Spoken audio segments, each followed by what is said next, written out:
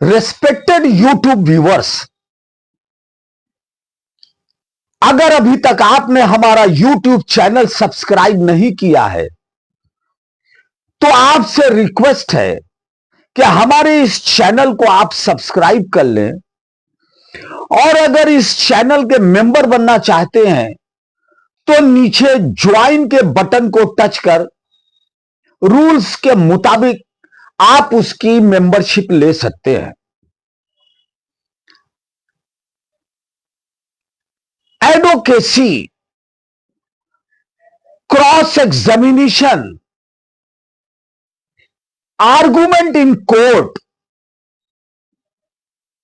ये एक बहुत ही जिम्मेदारी की चीज है और ये एक आर्ट है। ये आर्ट एक्सपीरियंस से और स्टडी से आती है, और स्किल जितनी तेज होगी, जितना इस्तेमाल होगा विजडम का, उतना बेस्ट आर्गुमेंट होगा, बेस्ट क्रॉस एग्जामिनेशन होगा। और खास तौर से डिफेंस लॉयर के लिए यह बहुत ही मायने रखता है। एक कोर्ट में एक वकील साहब बहस कर रहे थे और मैजिस्ट्रेट ने कुछ सवाल किया और कहा कि साहब ऐसा है वैसा है, ऐसा कहा जाता है। तो वो वकील साहब गुस्से में आकर ये बोल गए कि कौन साला कहता है। तो मैजिस्ट्रेट महोदय ने कहा आप अदालत के अंदर एब्यूसिव लैंग्वेज इस्तेमाल कर रहे हैं, साला कह रहे हैं, और उन्होंने एक कंटेम्प्ट की नोटिस इश्यू कर दिया वकील साहब को कि आप बताएं कि क्यों ना आपके खिलाफ कंटेम्प्ट ऑफ कोर्ट की कार्रवाई किया जाए।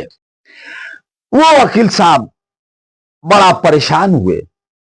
एक सीनियर काउंसिल को उन्होंने इंगेज किया जो बहुत ही रिनाउंड काउंसिल थे। तो जिस दिन डेट फिक्स थी वो सीनियर काउंसिल पेश हुए, और जब इनके केस का नंबर आया तो मैजिस्ट्रेट महोदय ने पूछा कि वकील साहब बताइए आपको क्या कहना है।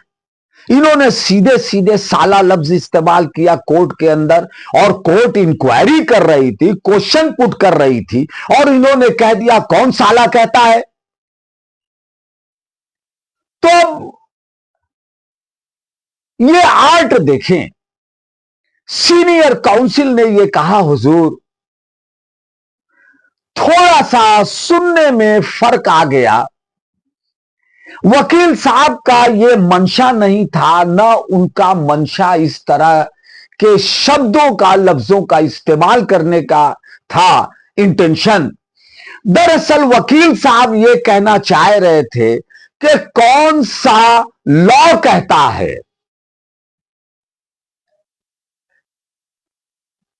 वो सुनने में फर्क आ गया और हुजूर ने उसको जरा जल्दी में कहा गया कौन सा लॉ कहता है, तो वो साला सुनाई दिया, और वो मंशा नहीं थी, इंटेंशन नहीं था, वो सुनने में थोड़ा फर्क हो गया। वकील साहब ये कहना चाह रहे थे कि कौन सा लॉ कहता है। मजिस्ट्रेट साहब मुस्कुराए, और मुस्कुरा के उन्होंने कहा वाह भाई वकील साहब, क्या आपने डिफेंस किया है अपने क्लाइंट का, और बड़े खूबसूरती से आपने डिफेंस किया है। और वो कंटेम्प्ट की नोटिस को मैजिस्ट्रेट महोदय ने विड्रॉ कर लिया। तो ये आर्ट है। ब्यूटीफुली, कितनी खूबसूरती से, शाइस्तिगी से ये बात रखी। ये क्रॉस एग्जामिनेशन, आर्गुमेंट, ये अपने आप में एक काउंसिल के लिए बहुत बड़ी अचीवमेंट है। एक नगर पालिका के फूड इंस्पेक्टर ने, जो हेल्थ डिपार्टमेंट के हैं, वो एक जो मीट की दुकान पे गए जांच करने, और उन्होंने जाकर जो है जांच किया, और ये रिपोर्ट लगा दिया मोहम्मद अली सन ऑफ फला फला मरी हुई बकरी का गोश्त बेच रहे थे, मीट बेच रहे थे, ये चालान कर। केस जब जीरा के दौरान आया और वो फूड इंस्पेक्टर जो उस वक्त थे, उनसे जीरा वकील साहब ने शुरू किया और कहा कि भाई आप जब इंस्पेक्टर साहब वहां पहुंचे तो आपने देखा कि मोहम्मद अली दुकान पर बैठे हैं। कहा साहब गोश्त बेच रहे हैं? हाँ साहब। कहा वो जो बकरी थी उसकी गर्दन कटी हुई अलग रखी थी? कहा हाँ साहब। और उसकी सब गोड़ी अलग रखी हुई थी? कहा हाँ साहब। और वो बकरी की जो है स्किन, उसकी चमड़ी अलग थी और वो पूरा लटका हुआ था? कहा हाँ साहब। और वो सीने का जो फेफड़ा था वो सब भी अलग रखा हुआ था? कहा हाँ साहब, सब अलग रखा हुआ था। तो आपने उसको सील किया? कहा साहब सील किया। और आपने चालान कर दिया कि मरी हुई बकरी बेच रहे थे? तो वकील साहब ने कहा हुजूर कि अगर बकरी की गर्दन काट दी जाएगी, उसका फेफड़ा निकाल दिया जाएगा, उसका फेफड़ा निकाल दिया जाएगा, गर्दन काट दी जाएगी और उसको स्किन निकाल कर उसको लटका दिया जाएगा, उसकी गोली बना दी जाएगी पैर की काट के अलग से, तो क्या वो बकरी जिंदा रहेगी? तो मरी हुई बकरी नहीं बेचेंगे, उसका तो क्या जिंदा बकरी बेचेंगे? मजिस्ट्रेट महोदय ने बहुत डांटा उस फूड इंस्पेक्टर को। क्या तुमको लिखने भी नहीं आता कि क्या लिखा जाता है उसके अंदर? तो ये आर्ट ऑफ क्रॉस एग्जामिनेशन है, ये स्किल है, विजडम है, और स्पॉन्टेनियसली किसी क्वेश्चन को बनाना और गवाह से वो बात कहलवाना जो वकील साहब चाहते हैं अपने मुवक्किल के फेवर में कहना। हाथ में फ्रैक्चर है, 325 का केस है। वकील साहब ने पूछा क्यों भाई? बरसात हो रही थी, हल्की फुल्की बूंदाबांदी हो रही थी? कहा हाँ साहब। इंजर्ड विटनेस से वो जीरा कर रहे थे तो फिसलन थी, यहां साहब फिसलन थी, तो तुम्हारा पैर फिसला और बचने के लिए तुमने हाथ आगे कर दिया, हाथ के बल गिर गए? कहा हाँ साहब। हड्डी टूट गई? हाँ साहब टूट गई। 325 का केस खत्म हो गया। तो ये आर्ट ऑफ क्रॉस एग्जामिनेशन है। एक इंजर्ड विटनेस से ये कहा चीफ में कि फला को हमने चाकू मारते हुए देखा कि वो उसने चाकू उसके सीने में मार दिया और खून बहने लगा। वकील साहब ने जीरा किया डिफेंस काउंसिल ने कि देखो भाई, पहले पहल तुम मौके पर कितने बजे पहुंचे? कहा साहब इतने बजे पहुंचे। शोर सुनकर पहुंचे? हाँ साहब शोर सुनकर पहुंचे। पहली पहल जब तुम्हारी निगाह पड़ी मृतक फला पर तो तुमने देखा कि उसके सीने से खून निकल रहा था? हाँ साहब उसके सीने से खून निकल रहा था, पूरा उसका शर्ट खून से लाल हो गया था साहब, शर्ट लाल हो गया था। और तुरंत उसको वहां पर मौजूद लोगों ने उठाया और ले जाकर और अस्पताल ले गए। कहा साहब। तो जीरा की बारीकी देखें, पहली पहल जब गवाह की निगाह पड़ी तो उसने खून बहते हुए देखा सीने पर। इसका मतलब है कि चोट पहुंचाई जा चुकी थी, सीने पर चाकू का वार हो चुका था और गवाह ने मारते हुए नहीं देखा कि सीने पर चाकू किसने मारा। यह आर्ट ऑफ क्रॉस एग्जामिनेशन है। ऑनरेबल सुप्रीम कोर्ट ने एक बहुत ही important judgment Balu Sudam and another versus state of Maharashtra में यह ऑब्जर्व किया कि the main object of cross examination is to find out the truth on record and to help the court in knowing the truth of the case. तो जो main object है cross examination का वो है कि सत्य का पता लगाना, and to help the court, और न्यायालय को मदद करना सत्य जानने के लिए।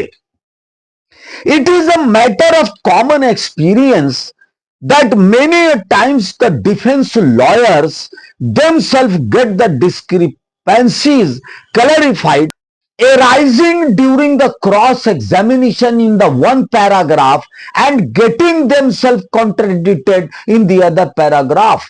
The line of cross examination is always on the basis of the defense which the counsel would keep in mind to defend the accused. तो ऑनरेबल सुप्रीम कोर्ट ने कहा कि ये अक्सर देखा जाता है कि जो डिफेंस काउंसिल है वो एक पैराग्राफ में जो गेन करते हैं जीरा में, एक गवाह से जो क्वेश्चन पूछते हैं और जो जीरा करते हैं और जो गेन करते हैं गवाह से, वो बाद में जीरा करने के में आगे जब बढ़ते हैं तो वो जो गेन करते हैं वो लूज कर देते हैं। अगले पैराग्राफ में जब वो आगे जीरा करते हैं तो पहले जो उन्होंने गेन किया है जीरा के दौरान वो उसको लूज कर देते हैं, वो उसको खो देते हैं, वो बेनिफिट खो देते हैं। इसलिए जीरा एकदम ट्रैक पे होने चाहिए और डिफेंस काउंसिल को मालूम होना चाहिए कि हमें क्या प्रश्न करना है और इसका क्या उत्तर आ सकता है, संभावनाएं क्या है इन प्रश्न के संभावनाएं क्या है कि अगर ये प्रश्न पूछा जाएगा तो इसके कैसे उत्तर आ सकते हैं और क्या क्या उत्तर आ सकते हैं।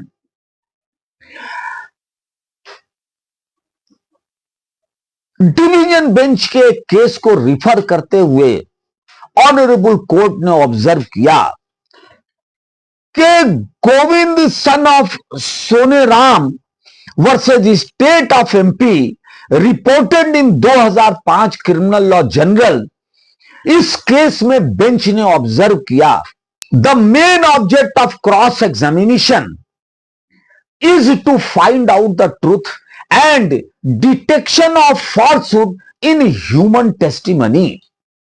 तो एक जो व्यक्ति जो गवाही दे रहा है उसमें कितनी सत्यता है इसको डिटेक्ट करने का काम है क्रॉस एग्जामिनेशन।